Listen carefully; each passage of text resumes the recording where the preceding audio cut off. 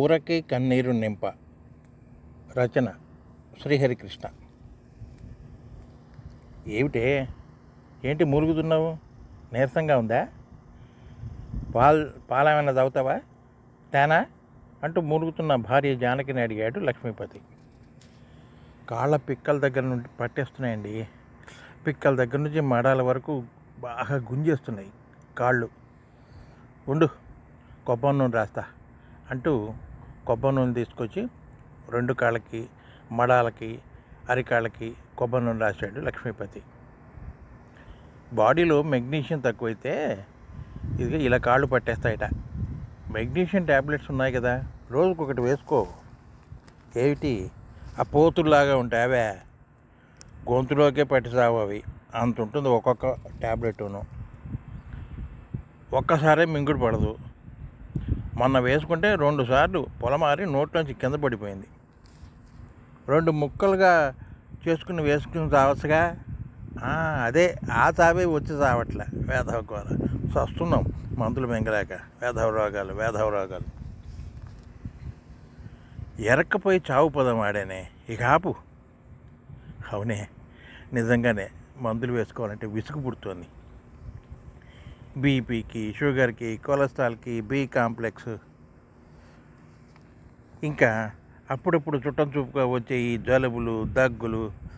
అబ్బబ్బబ్బా, విసుగెత్తిపోతుంది ఈ మందులు మింగటానికి. రోజుకి 10 ట్యాబ్లెట్లు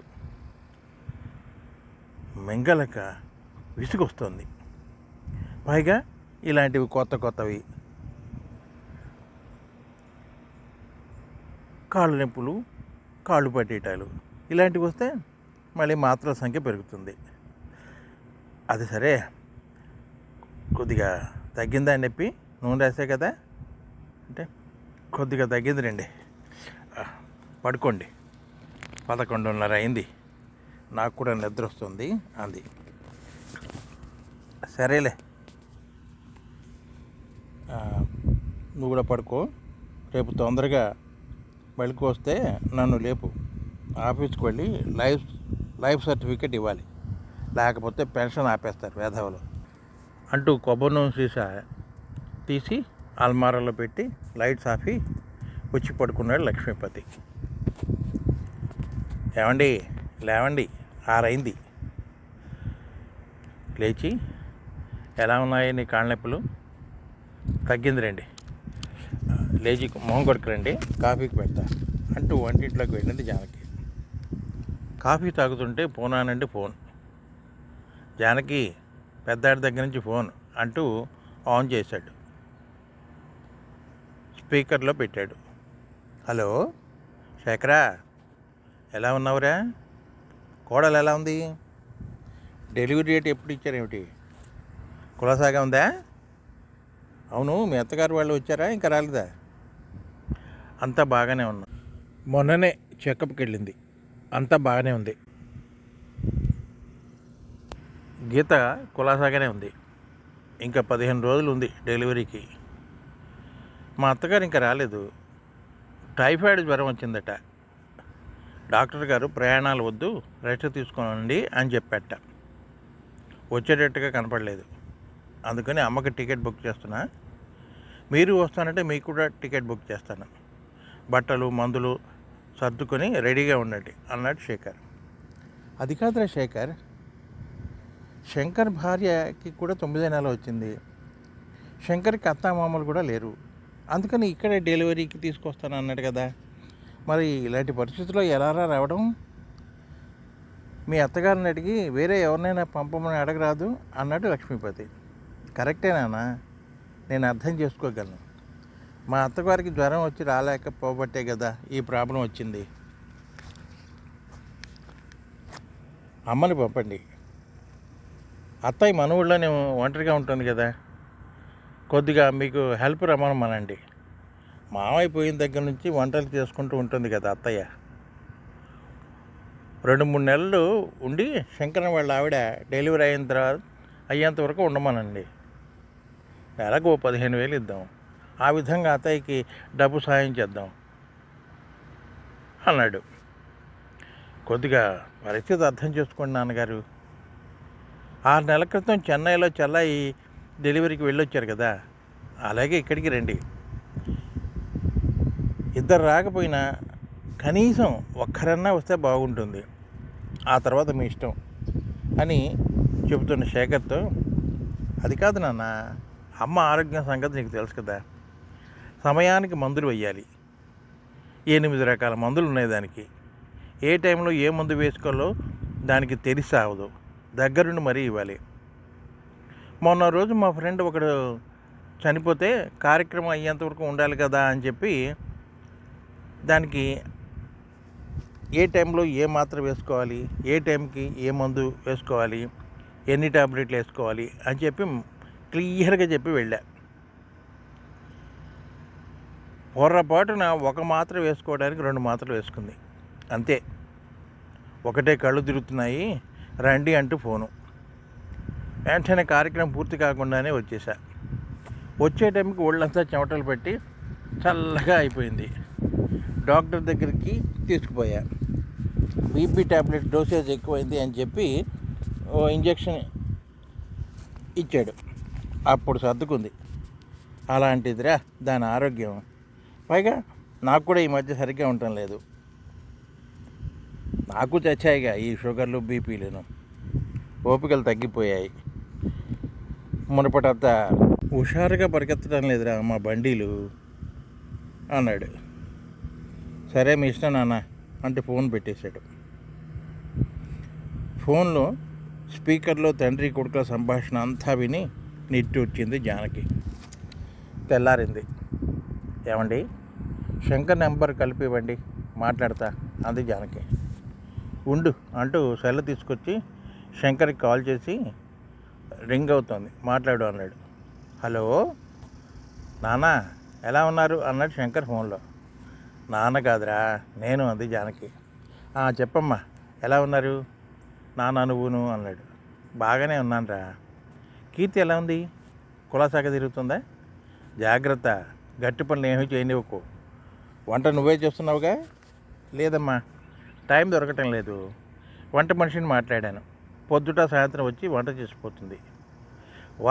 వర్క్ ఫ్రమ్ హోమ్ కదా, నేను ఇంట్లో నుండి వర్క్ చేసుకుంటున్నాను.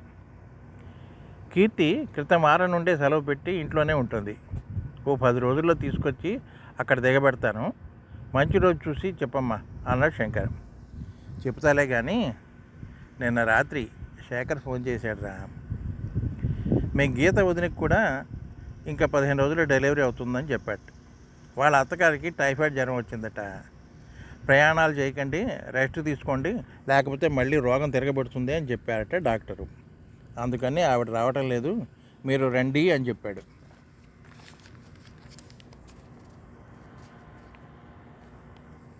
అదేమిట్రా, శంకర్ కీర్తిని తీసుకొచ్చి దింపుతా అన్నాడు కదరా అంటే, కరెక్టే నాన్న, కానీ నాకు మరీ ఇబ్బందిగా ఉంది కాబట్టి అమ్మని పంపండి, మీ దగ్గర అత్తయ్యని అట్టు పెట్టుకోండి, ఓ 2-3 నెలలు డబ్బులు ఇద్దామని మీ నాన్నకి చెప్పాడు రా శేఖర్. అవును కదమ్మా, వాడికి ఆ ఇబ్బంది వచ్చింది కాబట్టే కదా ఇలాంటి ప్రపోజల్ పెట్టాడు. నా ఉద్దేశం కూడా నువ్వు వెళితే బాగుంటుందేమో అని అన్నాడు. ఒరే శంకర, మీ నాన్న సంగతి నీకు తెలుసు కదరా, మునుపట్లాగా ఓపిక ఉండటం లేదు. 4 అడుగులు వేస్తే ఆయాసం వస్తుంది. అలాంటి ఆయన్ని వదిలిపెట్టి నేను ఎలా వెళ్ళాలిరా? ఇద్దరం ఒకచోట ఉంటే పర్లేదు, నేను అక్కడ ఆయన ఇక్కడ అంటే కష్టమే కదరా అంది.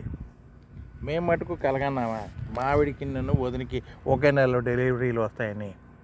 తప్పదమ్మా, 2 నెలలేగా, సర్దుకోలేరా? మీకేమైనా అయితే చూసుకోవడానికి మేమేమా?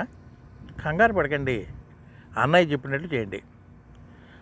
నాకు ఇంకో ఫోన్ వస్తుంది, నేను మళ్ళీ మాట్లాడతా, మంచి రోజు చూస్తే చెప్పు అంటూ కాల్ కట్ చేశాడు. రాత్రి అయింది. జానకి లక్ష్మీపతి పడుకున్నారన్న మాట కానీ నిద్ర పట్ల. కాసేపు అయిన తర్వాత వెక్కిళ్ళు వస్తుంటే, ఏమిటే జానకి, ఎందుకు ఏడుస్తున్నావు ఇలా కుళ్ళి అన్నాడు. నేనైతే ఏడవనానా ఏడుస్తున్నా, మీరు బాధపడటం లేదా అని అంటున్న జానకితో, చూడు జానకి, మన పరిస్థితి ఎలా ఉందంటే వదలమన్నందుకు పాముకి కోపం, కరవమన్నందుకు కప్పకి కోపంలాగా ఉంది మన పరిస్థితి. ఎవరు అర్థం చేసుకోలేరు. మొన్నటికి మొన్న ఆపుకోలేక అర్జెంటుగా వచ్చి లుంగి ఖరాబ్ అయితే విసుక్కోకుండా శుభ్రం చేశావు. అలాంటి పరిస్థితి నాది. ఎంత చెల్లా అయినా అలా చేస్తుందా? మా ఫ్రెండ్కి ఒకసారి ఏమైందో తెలుసా?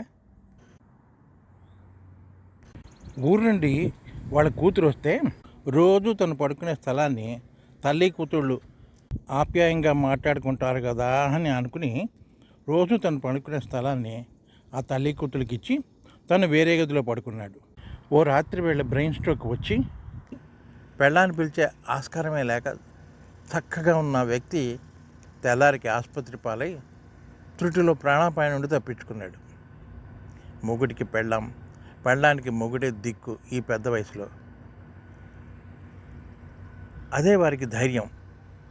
ఎన్నిసార్లు పోట్లాడుకున్నా అరుచుకున్నా ఆ బంధమే వేరు. రేపు వాళ్ళు పెరిగి పెద్దవారే ఎత్తారు కదా, అంతే కదా. మనవాళ్ళు మనవరాళ్ళు పుడితే వాళ్ళకంటే ఎక్కువ ఆనందించేది మనమే, అవునా కదా. కానీ ఎలా చెప్పాలి వీళ్ళకి? అపార్థం చేసుకుంటారేమో. మన ఈ ముసలి వయసులో పక్క గదుల్లో పడుకోవాలంటేనే భయం వేస్తుంటుంది. అలాంటిది ఒకళ్ళు ఒక చోట, ఇంకో చోట. నాకైతే చాలా బాధగా ఉంది. నీకు ఎలా ఉందో ఏమిటో కానీ చాలా భయంగా కూడా ఉంది జానకి. అయినా ఏం చేస్తాం, ఊరుకో. ఎలా జరగాల్సిందో అలా జరుగుతుందిలే. ఊరికే కన్నీరు నింపకు అంటూ జానకి కళ్ళు తుడిచి జుట్టులో వేలు పోనిచ్చి రాస్తున్న లక్ష్మీపతి కళ్ళు చెమర్చాయి. ఇదండి కథ. ఈ కథ కనుక మీకు నచ్చినట్లయితే లైక్ చేయండి, షేర్ చేయండి, సబ్స్క్రైబ్ చేయండి. పెద్దవారైన తర్వాత ఆ భార్యాభర్తల అనుబంధమే వేరు. వాళ్ళిద్దరినీ ఒకచోటే ఉండనివ్వాలి. దూరం చేస్తే చెప్పుకోలేని బాధ వాళ్ళది. ఈ కాన్సెప్ట్తో ఈ చిన్న కథ రాశాను. నచ్చితే లైక్ చేయండి, షేర్ చేయండి, సబ్స్క్రైబ్ చేయండి. మీ శ్రీహరికృష్ణ.